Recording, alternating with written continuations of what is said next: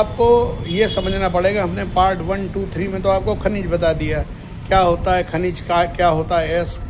अब जरा भारत की एजुकेशन सिस्टम पे आते हैं।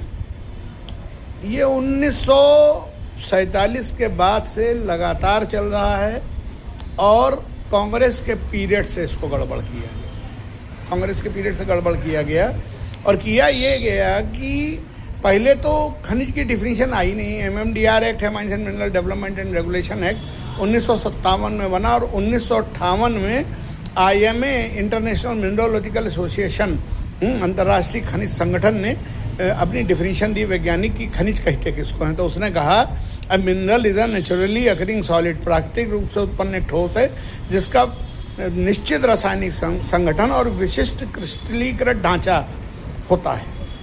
अब ये विशिष्ट क्रिस्टलीकृत ढांचा बड़ी ज़बरदस्त चीज़ होती है। विशिष्ट क्रिस्टलीकृत ढांचा ही आणविक अध्ययन है, जिसको मैं बोल रहा था कि आपको एटॉमिक स्तर पर पहचानना पड़ेगा। आणविक अध्ययन है क्योंकि जो खनिजों के अंदर जो होता है, जो अणु होते हैं, वो निरंतर जो है दोहराई जाने वाली संरचना में पाए जाते हैं। जैसे आपकी जो है वो जाली होती है, आपकी क्या कहते हैं, ये जो कमरों में लगाते हैं, या चैनल में जाली होती है, या ग्रिल्स में जाली होती है, तो बिल्कुल एकदम जिसको बोलते हैं कि क्रिस्टलाइन स्ट्रक्चर इसको बोलते हैं। तो खनिज में क्रिस्टलाइन स्ट्रक्चर जो है वो होता है। ये अगर वो नहीं है तो फिर वो खनिज नहीं है, बात खत्म हो गई।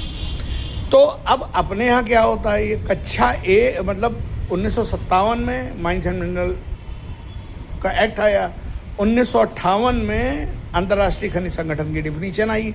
तो अगर ये माइंस एंड मिनरल में जुड़ जाती तो होता क्या कि माइंस एंड मिनरल वालों को आंतरिक आणविक संरचना के लिए जो है उसका अध्ययन करना पड़ता।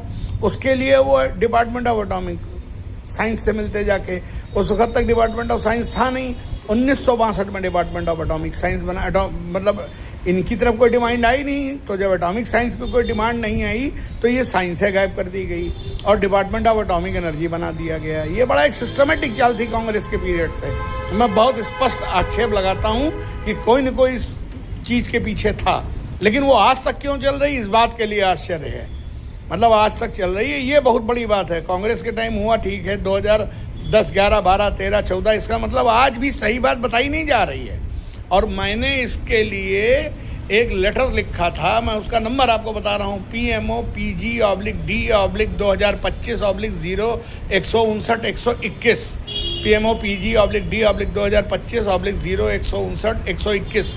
मैंने एक लेटर लिखा, इसके मिनिस्ट्री ऑफ माइंस को भी लिखा मैंने कम से कम सब विभागों